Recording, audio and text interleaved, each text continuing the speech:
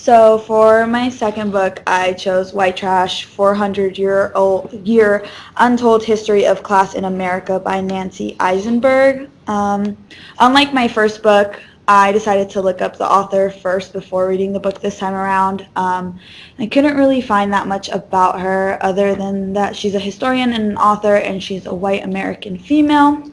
Um, so she stated that the purpose of her book was to reevaluate the American historical experience in class terms because she feels that class has its own singular dynamic apart from race. And so she feels like this is a good way to expose what is ignored about American identity. And she made it a point to say that this was not just about pointing out what was wrong in the past, but also like the contradictions that are still present in current day when it comes to class and class identities. I guess, I don't know, I really struggled with this book. It's a very exhausting book. I should have kind of figured that from like the title of it being 400 years of untold history, but I was hoping it would be a little bit more accessible. It just felt really drawn out, which I guess was one of the weaknesses of the book. It felt really drawn out. It felt really unorganized. The only strength that I could really pull was that she really knew what she was talking about. You could tell that she did extensive research on the topic of class. But again, it just felt really exhausting. There were a couple things that like really stood out to me. She said that Americans had like this narrowed and skewed view of like what white trash is, and she points out two examples. So she says that like we see these unfavored or human waste groups, with the first images being from 1957 of the angry white faces yelling at students during the integration movements, and then the second one being 2015 when we look at the KKK protesters. And she says that those are kind of like these views that we have of what white trash is. And then she takes it back to like when America was first being colonized and saying that the colonizers really saw America as a wasteland, and so they were sending their waste people, which was the word that was originally used before the term white trash was created, I guess. So yeah, they wanted to use America, which was a wasteland, for their waste people because she made this analogy that they made, which was like that these waste people were kind of like manure, and like you can salvage wasteland when you put manure on them, and then that'll hopefully like salvage the land. So they were trying to use their people like that to help America because they didn't really give Native Americans like claim of the land, so it was unowned. And then the other thing that she brought up was that they were known as waste people, so the way that the English wanted to treat them was, first letting nature take care of them, so like through food shortages or diseases, and that way they would wipe out and only the best of the lot would remain. The second one being hoping that these people would just go into crime, and that way they could be hung at the gallows. And keep in mind, she doesn't talk about race in this at all. It's specifically just about class, so white, poor people, not any other race. The third way of dealing with them was war, saying that they would be forced to go into wars overseas and hopefully they would die over there. And then the last one being shipping them to the colonies or America, the wasteland. And so throughout the book, she brings up this notion of like whether or not like we can see America as like the land of opportunity while also knowing that it at first was like this rubbish heap that could be potentially turned into like productive land. So yeah, she talks about some of the myths that we've held onto and had like over our history of like land and liberty were number one in this country and that all men were created equal, which she feels that is a lie, and not because of like the race connotations that has, but like specifically speaking to class, like the fact that like that was created by like rich white men who still own slaves and other servants. And so like she basically brings up the point that like it wasn't for everyone, and when she says everyone, she's really just talking about poor white people. So yeah, she feels that we have this selective memory in America about how we want to think of our country, and that when we learn our history, because of the way the history is taught, we only see the good side of America, specifically like that that America was the land of opportunity from day one, and like from day one everyone had like this American dream that they could live up to, but really like no one ever talks about how it was seen as like kind of like a really awful place and that nobody really wanted to be here, and they were just sending like the worst people here, kind of comparing that to like Australia and how Australia started off like as a prison place and like only criminals were sent there. She also talks about how parody was the best way and the only way to safely digest class politics, and she brings up like how we shouldn't use Disney movies as historical like frameworks or like get our historical background from. She talks about like Pocahontas and like all those classic Disney movies that a lot of people, I don't know about a lot of people, but that some people might like take and be like, yeah, that's historical, like that's historically accurate. So she says, don't cite Disney in your academic papers. And then she talks a lot about like the villainization and criminalization of the poor throughout history, and I think that was a really solid point that I clicked with. I think on a different level, because I guess another weakness of the book for me, and I understood her reasoning for not including race, but for me specifically, I think it's really hard to not talk about race when you're talking about class. So that really bothered me throughout the entire book, and I think it made it even harder for me to like continue to like go through it.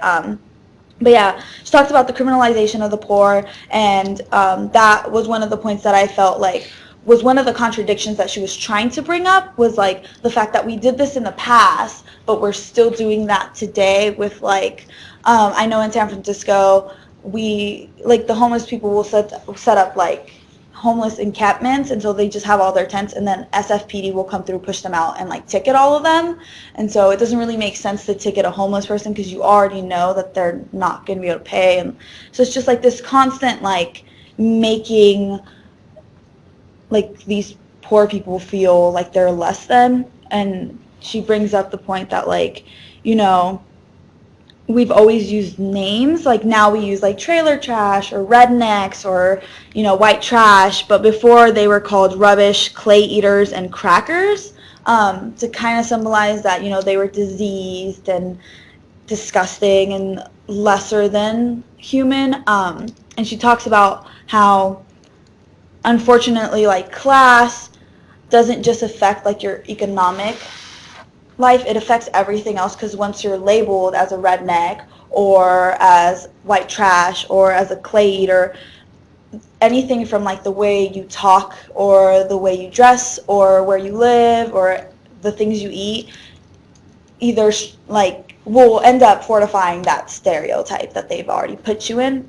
She brings up like Paula Deen, who like was very well known for being like this southern, like super country, like semi-redneck person, and that it like really sparked her popularity because everyone knew her for using a ton of butter and like all this stuff in her food. But then she used the N-word, and that reputation like sank her status, and that redneck level was no longer positive, it was seen as negative. And so she just kind of touches on like how some rednecks have started to like, I guess, like reclaim the word and like wear it really proud and show that it's not bad to be a redneck. But then she also says on the flip side, at the end of the day, it still has negative connotations. So yeah, other than that, like the whole book is just literally her recounting 400 years of like class relations for white people. And like I said, I struggled with the book, so I pulled up summaries and reviews by other people who have read the book because I needed to know if maybe I was just missing something or if it was like not just a me problem. And one of the summaries that I pulled up, they summarized her book, and then at the end they kind of gave their like review of it, and they kind of felt the same way as I did, that some of the chapters were really drawn out and made it really inaccessible for people. They called her writing mediocre. I don't agree with that. I think she writes very well. I just think that it's just not written for everyone. She they also said that this would be a good book to start if you're trying to learn about class. I don't know if I agree with that, just because like it like I said, it's not super accessible for everyone. I feel like you would at least have to have some sort of like framework already done on your own before stepping into this book, just because you get thrown a ton of information.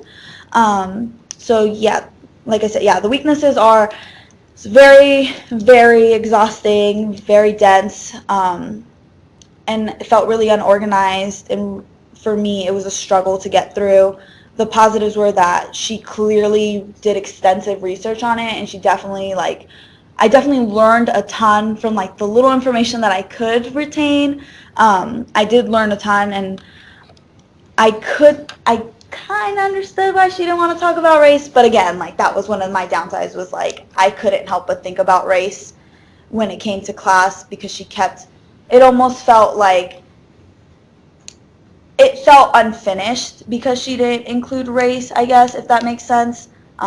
So yeah, yep, that's all I got. Go for it. I have a question, Mhm. and Tobin, maybe you can correct me if I'm wrong, but after Bacon's Rebellion, there was a drastic transition to kind of target poor whites against slaves and Native Americans in order for the poor whites to like focus hatred and any form of rebellion against them, as opposed to the rich whites. And I'm just curious if she like mentioned that at all. No, she like very much so focused on like just like what white people were doing to other white people, regardless of like she like touched on like how at one point, I wrote it down in my notes, I think. She wrote down how at one point, hold on, sorry, let me just pull this up.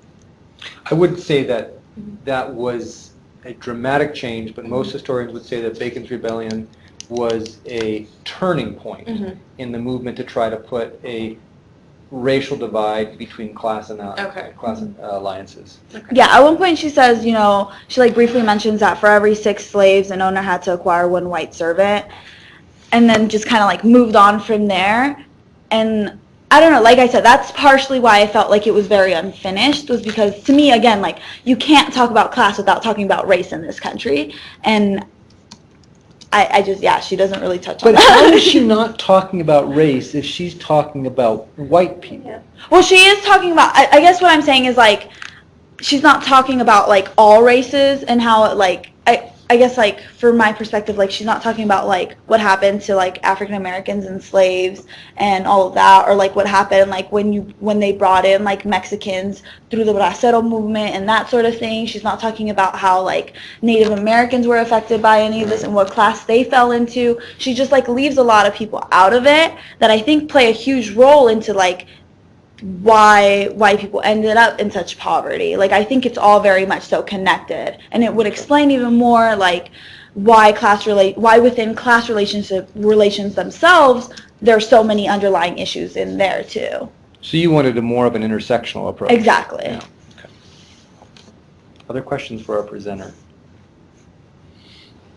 Did the book talk about anything in the contemporary other than the Disney movies?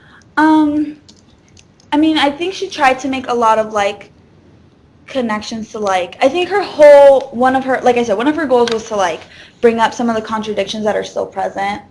And I think she did do a good job of that, just like through like the stereotypes of like, when we see like, she brought up a lot of shows like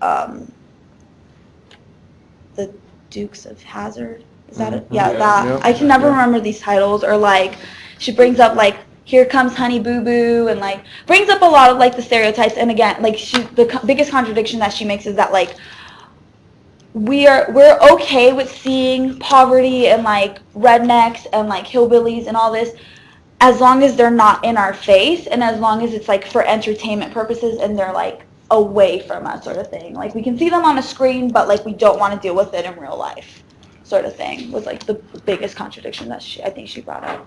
Did she offer any ways forward, I guess, or did she focus on like how to like mitigate people's misconception of white trash? I didn't feel like she did. I think she was mainly focused on like the historical Just the history. background, yeah.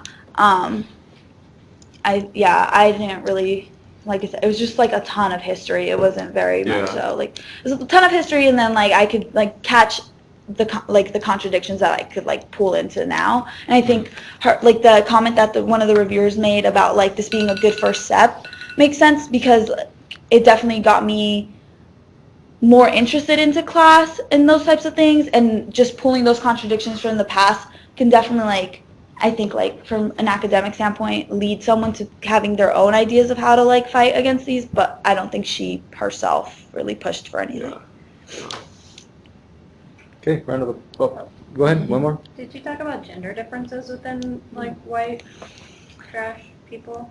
And the thing about that was Or that, white people? yeah, I think she focused a lot on the men. She brought up women when it came to, like, sexuality, and how, like, the lower class people were seen as, like, very, like, promiscuous and, like, dirty and that sort of thing. But other than that, she, like, focused a lot on the men and, like, the farming aspect of it, and how farming was supposed to bring them out of this, like, or how the government made them feel like farming was the way out of being impoverished and being in that lower class. But other than that, no, she was very, like, male focused in her story. All right, round of applause, representative.